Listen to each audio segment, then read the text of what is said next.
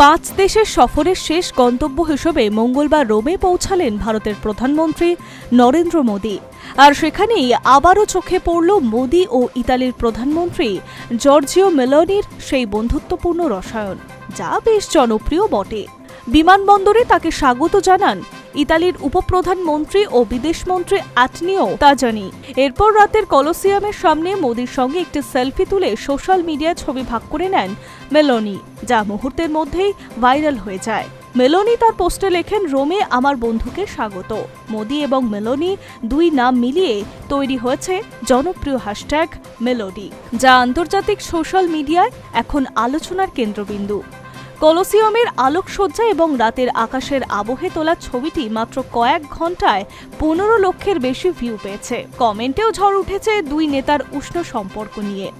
উল্লেখ্য, এই মেলোডি শব্দটি প্রথম ব্যবহার করেন মেলোনি নিজেই। আগে এক সেলফিতে হাসতে হাসতে তিনি বলেছিলেন, hello from the melody team. সেই মুহূর্ত থেকেই এই বন্ধুত্বপূর্ণ ডাকনাম ভাইরাল হয়ে যায়। শুধু তাই নয়, মেলোনির লেখা স্মৃতিকথার ভারতীয় সংরক্ষণের ভূমিকা লিখেছেন মোদি। সেখানে তিনি মেলোনিকে সমসাময়িক বিশ্বের অসাধারণ নেতা এবং অদম্য দেশপ্রেমিক হিসেবে উল্লেখ করেছেন। অন্যদিকে মেলোনিও গত বছর মোদির জন্মদিনে আবেগঘন বার্তাও শেয়ার করেছিলেন। ভারত ও ইতালির সম্পর্ক বর্তমানে বেশ মজবুত। দুই দেশ যৌথ কৌশলগত কর্মপরিকল্পনায় 2025 থেকে 29 অনুযায়ী বাণিজ্য, বিনিয়োগ, প্রতিরক্ষা, সবুজ শক্তি ও প্রযুক্তিতে ঘনিষ্ঠভাবে কাজ করছে। সরকারি তথ্য অনুযায়ী 2025 সালে দুই দেশের বাণিজ্যিক আদান প্রদান দাঁড়িয়েছে $1,677 কোটি। আর 2000 থেকে 2025-এর সময়কালে ভারত ইতালির মোট বিনিয়োগ প্রায় $366 কোটি। মোদির সফরে ইতালির প্রেসিডেন্ট সার্জিও মাত্তোরেরা এবং প্রধানমন্ত্রী জর্জিও মেলোনির সঙ্গে পৃথক বৈঠকে বসেন তিনি। তার লক্ষ্য দ্বিপাক্ষিক কূটনৈতিক সম্পর্ক আরও জোরদার করা।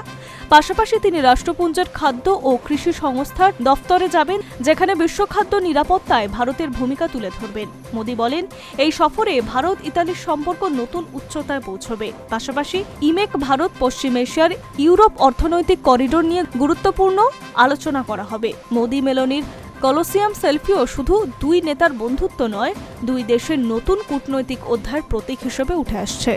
High News network.